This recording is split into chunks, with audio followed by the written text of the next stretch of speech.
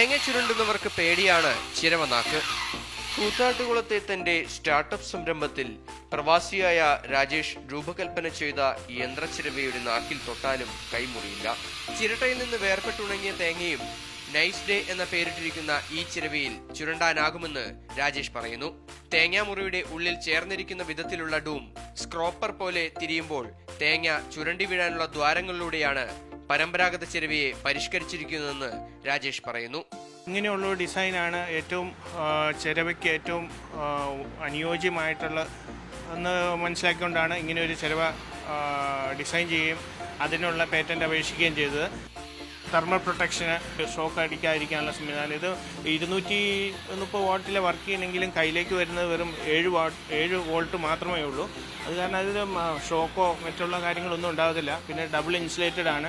45 വാട്ടേ എടുക്കുകയുള്ളൂ. ഏറ്റവും എഫിഷ്യൻ്റായിട്ട് തേങ്ങ ചിരണ്ടി എടുക്കാനുള്ള ഒരു മെഷീനായിട്ടാണ് ഞാൻ ഇതിനെ കരുതുന്നത്.